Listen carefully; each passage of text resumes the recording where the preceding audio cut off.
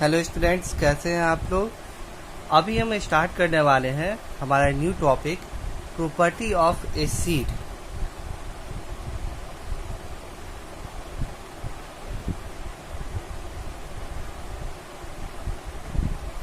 Acid का क्या property है उसके बारे में हम जानेंगे।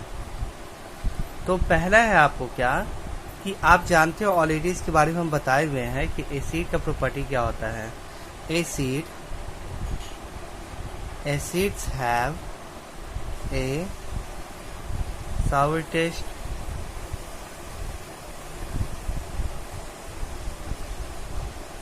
एसिड के पास जो होता है ये क्या होता है, सावर टेस्ट होता है। नहीं, एसिड क्या होता है, खट्टा होता है।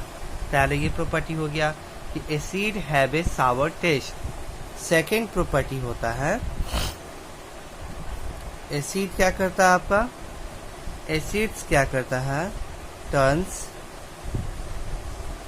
Blue litmus to red. Acid क्या करता है, ब्लू लिटमस पेपर को रेड कर देता है। ये आपका हो गया। थर्ड आपको है क्या, एसिड जो होता है वो conduct electricity. Acids conduct electricity, ठीक है। तो एसिड के पास में सावर टेस्ट होता है। एसिड जो होता है वो लिटमस पेपर को ब्लू से रेड कर देता है। अब एसिड जो होता है इलेक्ट्रिसिटी कंडक्ट करता है। तो आखिर ये नहीं समझ में आया कि आखिर एसिड इलेक्ट्रिसिटी कंडक्ट कैसे कर पाता है। आपको पढ़े हैं, अभी नहीं पढ़े हैं, लेकिन आगे पढ़िएगा कि किसी भी चीज़ में इलेक्ट्रिसिटी कंडक्ट करने के लिए दो चीज़ से इलेक्ट्रिसिटी कंडक्ट हो सकता है। या तो वहाँ पे फ्री इलेक्ट्रॉन होना चाहिए या फिर आयंस होना चाहिए। आयंस मतलब क्या, जैसे एल्यूमिनियम के ऊपर +3 आयन होता है, क्लोरीन के ऊपर में जो होता है माइनस आयन होता है। तो ये आयन होना चाहिए या फिर फ्री इलेक्ट्रॉन होने चाहिए, तब वो कोई भी चीज़ जो होता है इलेक्ट्रिसिटी को कंडक्ट कर सकता है। तो यहाँ पे देखिए, एसिड के पास में क्या पाया जाता है आपको, एसिड आखिर इलेक्ट्रिसिटी कंडक्ट क्यों कर पाता है। सिंपली बात है, एसिड के पास में आयन पाया जाता है, इसलिए वो इलेक्ट्रिसिटी कंडक्ट कर पाता है। ठीक है, ये समझ में आ गया। अब आयन कैसे पाया जाता है, एसिड वाटर के साथ में जैसे इसको मिक्स करते हैं तो H+ आयन आपको रिलीज करता है और भी आयन फॉर्म करता है, वो सब इलेक्ट्रिसिटी कंडक्ट करवाता है। ठीक है, अब हम बात करते हैं क्या, जो इम्पोर्टेंट टॉपिक अब स्टार्ट होता है, एसिड्स react with metals।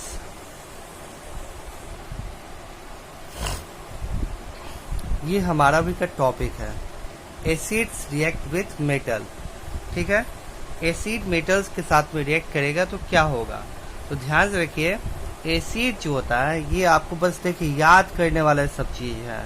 ठीक है ना, ये आपको पूरा याद करना पड़ेगा। हम आपको बस समझा दे रहे हैं ताकि आप याद कर लीजिए।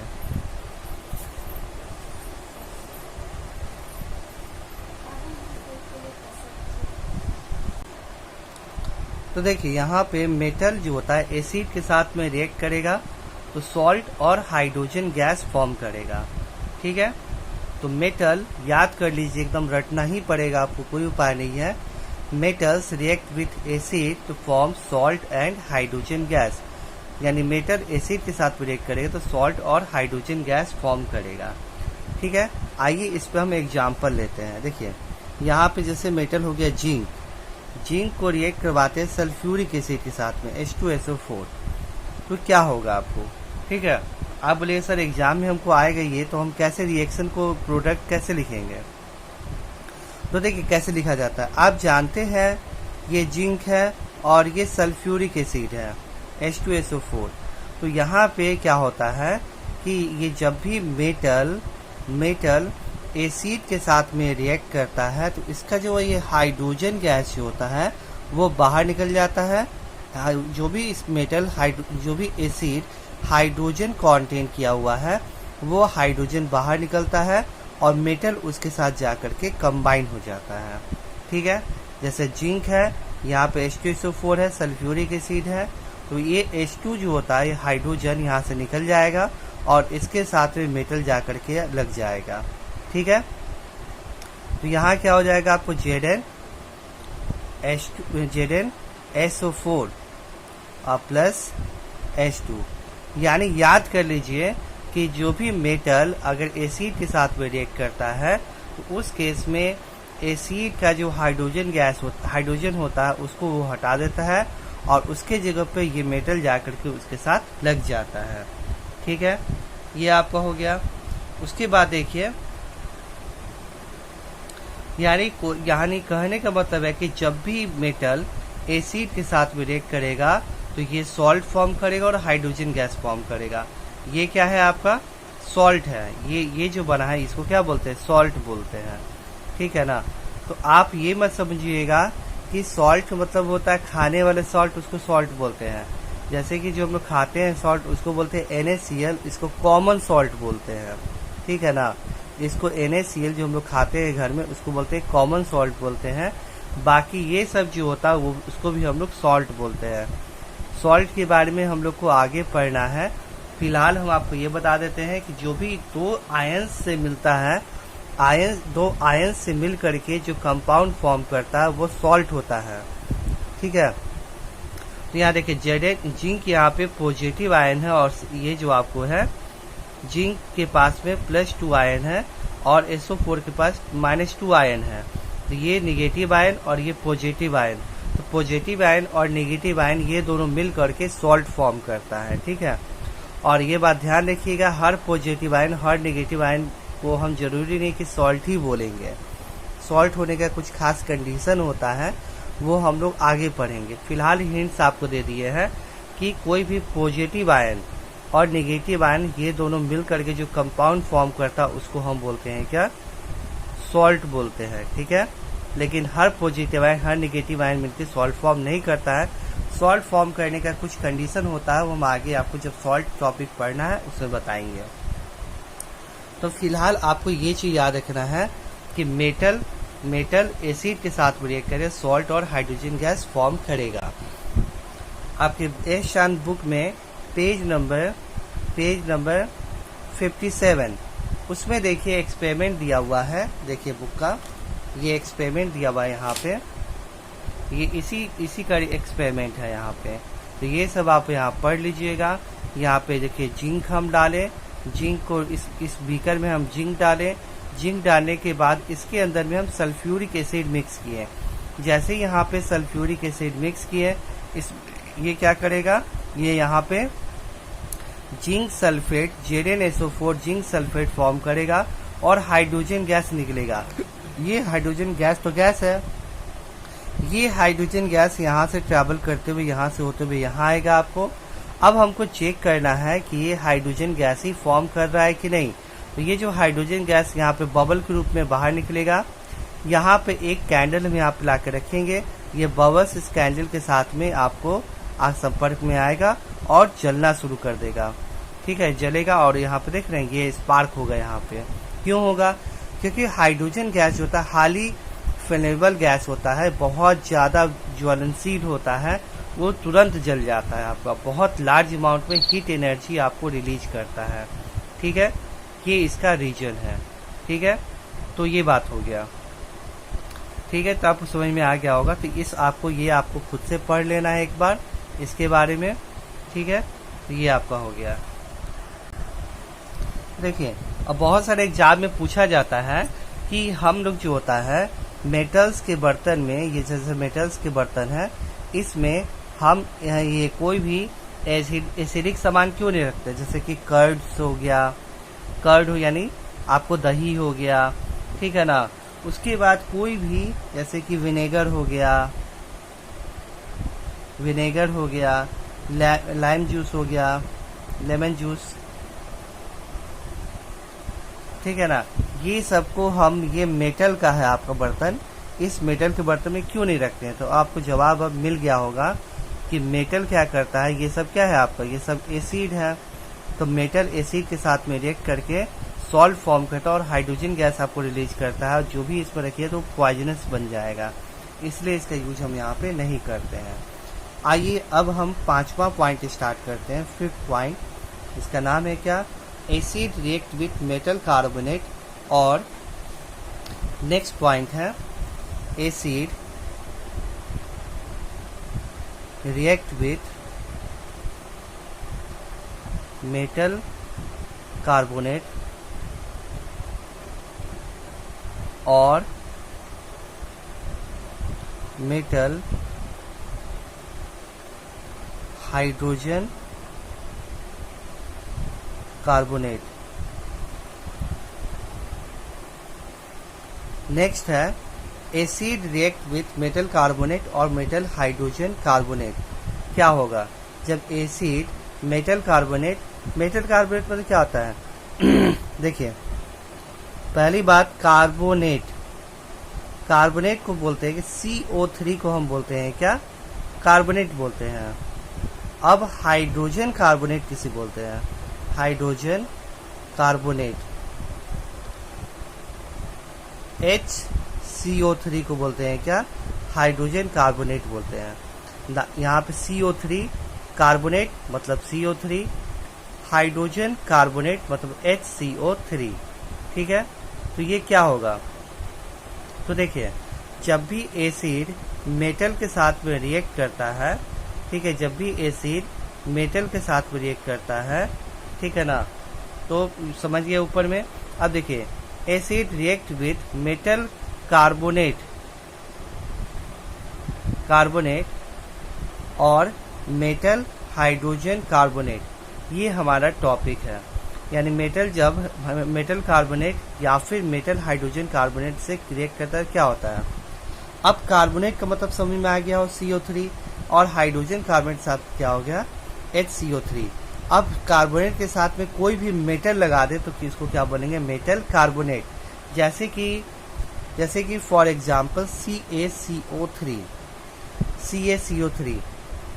Ca कैल्शियम क्या है? मेटल है, और CO3 क्या है? कार्बोनेट। तो इसको हम क्या बोलेंगे? इसको बोलेंगे मेटल कार्बोनेट बोलेंगे। CaCO3 को हम बोलेंगे क्या? आपको मेटल कार्बोनेट बोलेंगे। ठीक है, उसके बाद जैसे कि इसको Na2CO3, इसको भी हम क्या बोलेंगे? Metal carbonate.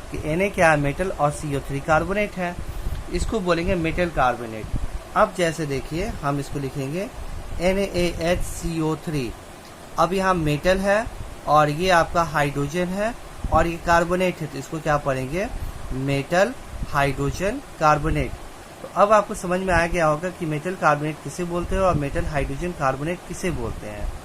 तो आइए अब हम इसको रिएक्शन स्टार्ट करते हैं। तो आपको क्या याद रखना है? ये आपको याद रखना है, देखिए ध्यान से। पहला मेटल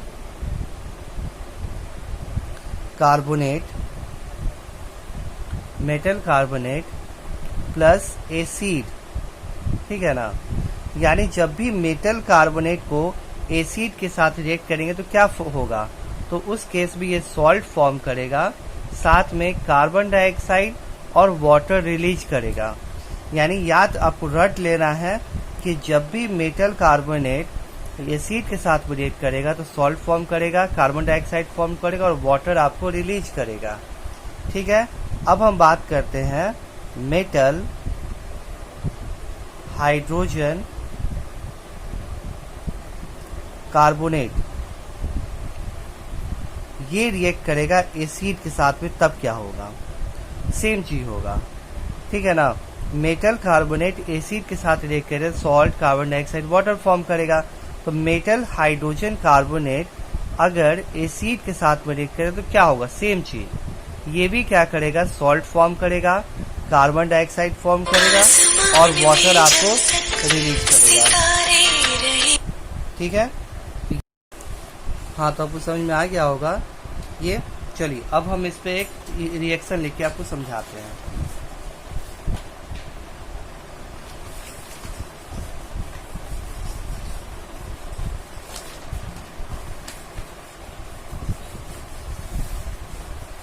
तो देखिए, यहाँ पे है रिएक्शन Na2CO3 प्लस HCl, ठीक है। ये जो आपको रिएक्ट करेगा तो क्या होगा, देखिए यहाँ पे Na2CO3 है। इसको हम देखिए कंपाउंड्स का नाम पढ़ना भी आप लोग सीखिए, ठीक है ना। यहाँ पे Na2CO3 है, तो यहाँ पे इसको क्या पढ़ेंगे, Na क्या होता है आपको, सोडियम, CO3 होता है कार्बोनेट। इस पूरे कंपाउंड का नाम क्या होगा, सोडियम कार्बोनेट। तो ये जो होता है मेटल कार्बोनेट है, मेटल क्योंकि Na मेटल है, CO3 कार्बोनेट है, तो मेटल कार्बोनेट। और इस कंपाउंड का रियल नेम क्या होगा, सोडियम कार्बोनेट। तो जब सोडियम कार्बोनेट एसिड, ये मेटल कार्बोनेट हो गया एसिड, एसिड की जगह पर हम लिए हैं क्या, हाइड्रोक्लोरिक एसिड लिए हैं। तो मेटल कार्बोनेट एसिड के साथ रिएक्ट करेगा तो क्या होगा, तो हम जानते हैं जब भी मेटल कार्बोनेट एसिड के साथ में रिएक्ट करेगा तो salt, water, carbon dioxide, water, ये 3 चीज रिलीज करता है, ठीक है। तो देखिए यहाँ पे क्या हो रहा है, ये Na जो होता है इसके पास पॉजिटिव आयन है और Cl के पास में नेगेटिव आयन है। तो Na और Cl ये दोनों आपस में कंबाइन होकर के NaCl फॉर्म कर लेगा, ठीक है। ये दोनों आपस में कंबाइन करके NaCl फॉर्म कर लेगा। और उसके बाद फिर क्या है आपका, NaCl फॉर्म कर लिया। अब क्या होगा कि ये कार्बन डाइऑक्साइड और वाटर ये आपको फॉर्म कर देगा। जैसे कि ये क्या हो गया, Na जो होता है, Na इस क्लोरीन के साथ में कंबाइन होकर के NaCl फॉर्म कर लिया। उसके बाद जो यहाँ पे जो है आपका कार्बन डाइऑक्साइड, इसमें से कार्बन और ऑक्सीजन मिलकर कार्बन डाइऑक्साइड फॉर्म कर लिया। और ये OH और यहाँ से O जो बचा है वो यहाँ कंबाइन करके H2O फॉर्म कर लिया। तो ये आपको हो गया यहाँ पे, यानी कार्बन डाइऑक्साइड और वाटर रिलीज किया, साथ में सॉल्ट फॉर्म किया, ठीक है। अब यहाँ देखिए नेक्स्ट रिएक्शन, जैसे कि NaHCO3, इसमें क्या होगा, हाइड्रोक्लोरिक एसिड। अब ये क्या है आपका, सोडियम हाइड्रोजन कार्बोनेट है, ठीक है, सोडियम हाइड्रोजन कार्बोनेट है। तो ये रिएक्ट करेगा हाइड्रोक्लोरिक एसिड के साथ में, तो क्या होगा, सेम चीज होगा, NaCl, salt, carbon dioxide and water, ये आपको रिलीज करेगा, ठीक है। ये बात समझ में आ गया। यानी क्या कहने का मतलब क्या है कि अगर आपको मेटल कार्बोनेट या फिर मेटल हाइड्रोजन कार्बोनेट, ये दोनों अगर आपको एसिड के साथ में रिएक्ट करता है तो सॉल्ट, कार्बन डाइऑक्साइड और वाटर आपको रिलीज करेगा। चलिए यहाँ तक इस टॉपिक को एंड करते हैं। अब एक इम्पॉर्टेंट चीज़ है, सो आप यहाँ देखिए, बहुत इम्पॉर्टेंट चीज़ है, आपके एग्जाम में पूछा जाता है, ठीक है। ये वाला टॉपिक पेज नंबर है 58, देखिए पेज नंबर 58, ये चीज़ आपको एग्जाम में रट के जाना है। देखिए पेज नंबर 58 है, एस चांद बुक है। ये चीज़ आपको रट के जाना है कि एग्जाम में बहुत पूछा जाता है, ठीक है ना। ये देखिए शुरुआत में क्या होता है, पहले यहाँ समझा देते हैं, फिर बुक से इक्वेशन लिखेंगे। ये क्या है आपका, ये लाइम वाटर है। ये देखिए इस बीकर में लाइम वाटर है, ठीक है। ये लाइम वाटर हम ले लिए, इस बीकर में लाइम वाटर है। लाइम वाटर कैसे बनता है, कैल्शियम ऑक्साइड को अगर वाटर के साथ में मिक्स करते हैं, ठीक है ना, कैल्शियम ऑक्साइड मतलब क्या होता है, क्विक लाइम जो होता है, क्विक लाइम, उसको हम अगर वाटर के साथ में मिक्स करते हैं तो ये बनता है क्या, ये स्लैक लाइम या फिर लाइम वाटर बनता है, पढ़े थे हम लोग। तो देखिए कैल्शियम ऑक्साइड को हम क्या किए, वाटर के साथ में मिक्स किए, तो ये आपको लाइम वाटर बना। तो ये इस बीकर में लाइम वाटर है। इस बीकर के लाइम वाटर में हम क्या किए, हाइड्रोक्लोरिक एसिड डाल दिए। देखिए यहाँ पे ये लाइम वाटर का मतलब क्या होता है, कैल्शियम हाइड्रोक्साइड। ये लाइम वाटर का मतलब होता है क्या, कैल्शियम हाइड्रोक्साइड। इस कैल्शियम हाइड्रोक्साइड से हम क्या किए, कार्बन डाइऑक्साइड गैस पास किए। ये लाइम वाटर है, लाइम वाटर का केमिकल फार्मूला होता है कैल्शियम हाइड्रोक्साइड। देखिए यहाँ लिखा हुआ लाइम वाटर, कैल्शियम हाइड्रोक्साइड। ये कैल्शियम हाइड्रोक्साइड है। इस कैल्शियम हाइड्रोक्साइड से अगर हम कार्बन डाइऑक्साइड पास करेंगे तो क्या बन जाएगा, ये कैल्शियम कार्बोनेट और H2O। तो देखिए इससे अगर हम इस बीकर से अगर हम कार्बन डाइऑक्साइड गैस पास की है, तो कैल्शियम कार्बोनेट बना और इस पूरे बीकर का कलर हो गया क्या आपका व्हाइट, क्योंकि कैल्शियम कार्बोनेट व्हाइट कलर का होता है। ठीक है, तो ये व्हाइट कलर का हो गया। ठीक है, अब उसके बाद अगेन हम क्या किए, इस कैल्शियम कार्बोनेट से बन गया, तो अगर हम उसके बाद भी लगातार इसको हम कार्बन डाइऑक्साइड गैस इसको हम पास करवाते जा रहे हैं इस बीकर में, हम इस बीकर में कार्बन डाइऑक्साइड गैस पास कराएं, तो ये बन गया कैल्शियम कार्बोनेट।